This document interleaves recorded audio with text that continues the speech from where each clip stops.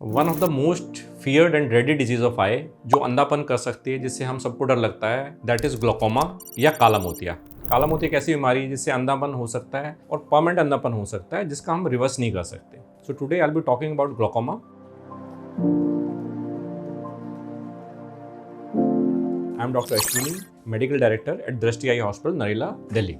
अब ग्लोकोमा या काला मोतिया या काला पानी, हर टर्म यूज़ करते हैं। कुछ लोग ग्लोकोमा बोलते हैं, कुछ काला मोतिया बोलते हैं, काला पानी बोलते हैं। इसमें होता क्या है? होता क्या है कि इसमें मरीज को कई बार बहुत कुछ भी नहीं होता, बहुत एंड स्टेज में आता है तो हमें पता चलता है इसको ग्लोकोमा है। ग्लोकोमा को हम साइलेंट किलर भी बोलते हैं। साइलेंट किलर क्यों बोलते हैं? कि इसमें बहुत बार हमारे कोई सिम्टम्स नहीं होते हैं, बहुत बार कोई इसमें दिखने में कोई एकदम दिक्कत नहीं आती है और धीरे धीरे हमारी नज़र को खा जाता है। तो पेशेंट हमारे पास जब पहली बार आते हैं तो बहुत लेट आते हैं, इस वजह से हम इसको साइलेंट किलर भी बोलते हैं। जो कोई चीज़ साइलेंट किलर है तो उसको हम कैसे पता लगाएं? तो एक तो मैं कहता हूँ जब आप 40 साल से बड़े हो जाएं, 40 साल की उम्र से ज़्यादा हो जाती है, तो आप रेगुलर डॉक्टर को हर 6 महीने में चेकअप कराएं, तो वो बिना सिम्टम्स के डॉक्टर्स को कैच कर सकते हैं। सिम्टम्स, कुछ पेशेंट में सिम्टम्स आते हैं। सिम्टम्स किस तरीके के सिम्टम्स होते हैं या उसके क्या लक्षण होते हैं जिससे आपको एक आम आदमी को पता चले कि काला मोतिया हो सकता है? तो एक सबसे कॉमन लक्षण है जो स्पेसिफिक काला मोतिया के लिए है, ज्यादातर काला केस में काला मोतिया, उसमें क्या होता है कि मरीज को अगर कोई लाइट जल रही है, उसके आसपास इंद्रधनुष जैसे रंग बिरंगे चक्कर नजर आएंगे। तो अगर ऐसा जब भी आपको लगता है कि इंद्रधनुष जैसे रंग नजर आ रहे हैं आपको लाइट के आसपास, तो आप इमीडिएटली डॉक्टर को दिखाएं।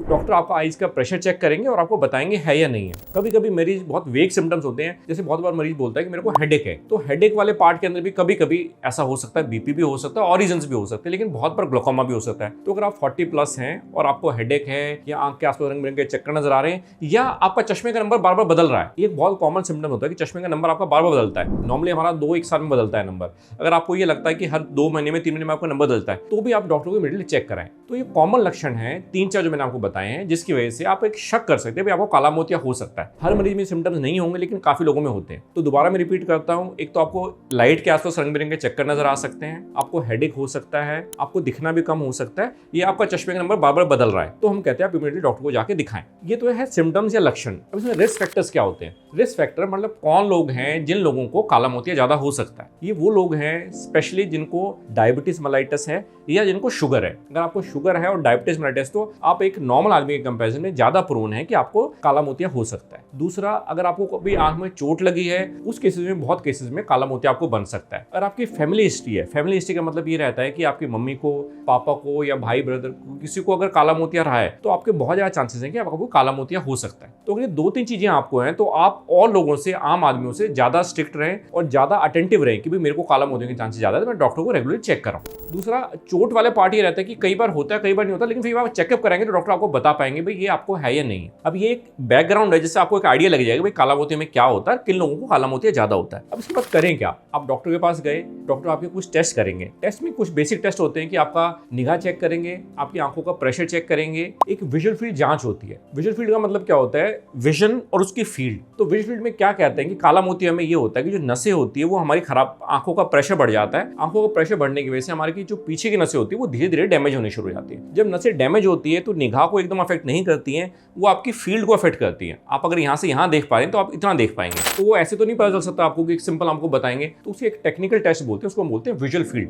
तो डॉक्टर आपका एक प्राइमरी टेस्ट करेंगे जिसको हम बोलते हैं विजुअल फील्ड। विजुअल फील्ड से ये पता चलेगा आपकी नसों की जो काम है कितना % कर रही है, कितना एरिया तक कर रही है। अगर उसमें हमें कुछ लगता है, कुछ फाइंडिंग्स हैं या उसमें कुछ डैमेज आ रहा है, तो हम एक और टेस्ट एडवाइस करते हैं, उसको बोलते हैं OCT, ऑप्टिकल कोहेरेंस टोमोग्राफी। उससे ये पता चलता है कि आपके जो नर्व फाइबर्स हैं कितने % डैमेज हो चुके हैं। तो एक प्राइमरी चेकअप होता है कि हम आपका विजुअल फील्ड करेंगे, आपका प्रेशर चेक करेंगे, दवाई डाल के नसों की हेल्थ चेक करेंगे, OCT करेंगे। अगर इन टेस्ट करने के बाद अगर डॉक्टर आपको ये बोलता है कि आपको काला मोतिया है, अगर काला मोतिया है तो आपको कुछ चीजें एडवाइस करेगा। स्पेशली आजकल जो चल रहा है, आजकल दवाइयां, बहुत अच्छी दवाइयां आ रही हैं काला मोतिया के लिए, जो आपके प्रेशर को कम करेंगी। प्रेशर आपकी आइज का कम रहेगा तो नसों में डैमेज नहीं बढ़ेगा। तो डॉक्टर कुछ आपको दवाइयां एडवाइस करेंगे, और जो दवाइयां एडवाइस करेंगे वो इतने स्ट्रिक्ट हैं कि आप उसको कभी भी, किसी भी दिन उसको मिस नहीं कर सकते। अगर आप दवाइयों को मिस करेंगे तो हर जो स्पाइक आपका इंट्राऑक्यूलर प्रेशर का बढ़ेगा, जो आपका प्रेशर बढ़ेगा, वो आपकी नर्व्स को डैमेज करेगा। तो डॉक्टर ने जो आपको बोला है कि भाई ये दवाई आपने 2 बार डालनी है, ये 3 बार डालनी है, रात को डालनी है, उसको स्ट्रिक्ट रहना है। आप अपने और काम भूल सकते हैं, अपना खाना भूल सकते हैं, लेकिन इस दवाई को नहीं भूलना है, ठीक है? तो ये बहुत स्ट्रिक्ट रहे अगर डॉक्टर एडवाइस करते हैं तो। बहुत बार क्या होता है, हमें कई बार शक लगता है, हम टेस्ट करते हैं उसमें कुछ नहीं आता, तो हम कहते नहीं, आप फॉलोअप में रहे, 6 महीने बाद दिखाएं, हम दोबारा चेक करते हैं। हर किसी में ट्रीटमेंट नहीं शुरू करते, लेकिन अगर हमने डायग्नोस किया, अच्छे से देखा, उसको डायग्नोस किया है, तो आप डॉक्टर की जो एडवाइस है स्ट्रिक्टली फॉलो करें। कुछ केसेस में क्या होता है कि हम एक दवाई देते हैं, कई बार हम 2 दवाइयाँ देते हैं, कई बार 3 दवाइयाँ देते हैं। तो बहुत केसेस में, कुछ केसेस में 100 में से 2-3 केसेस ऐसे होते हैं जिनको हम दवाई से कंट्रोल नहीं कर पाते हैं। इसको जब हम दवाई से भी कंट्रोल नहीं कर पाते हैं तो हम उस केस के अंदर ग्लोकोमा सर्जरी या फिल्ट्रेशन सर्जरी को एडवाइस करते हैं। वो एक मतलब अनकॉमन सर्जरी है, यूजुअली नहीं होती, लेकिन वो एक लास्ट स्टेज होती है जब हम सर्जरी करनी पड़ेगी। अगर दूसरा ये कि अगर हम आपको डायग्नोस करते हैं और आप डॉक्टर की बात को नहीं फॉलो करते हैं तो जो इंट्राओकुलर प्रेशर आपका बढ़ रहा है, जो आपकी प्रेशर बढ़ रहा है और जो आपकी नर्व्स का डैमेज हो रहा है, वो जो डैमेज होता है वो परमानेंट डैमेज होता है। परमानेंट मतलब अगर एक बार काला मोती की वजह से आपकी नर्व्स डैमेज हो गई, वो वापस निगाह कभी नहीं आएगी। तो इसलिए हम कहते हैं कि इसको बिल्कुल स्ट्रिक्ट रहें, दवाई डालने में, रेगुलर फॉलोअप में, चेकअप कराने में बिल्कुल स्ट्रिक्ट रहें। अगर आप स्ट्रिक्ट रहेंगे, डॉक्टर की एडवाइस फॉलो करेंगे तो आपकी जहाँ डिजीज है, हम ये नहीं बोलते कि आप आए एडवांस स्टेज में और हमने उसको ठीक कर दिया, लेकिन आप जिस स्टेज पे हमारे पास आएंगे,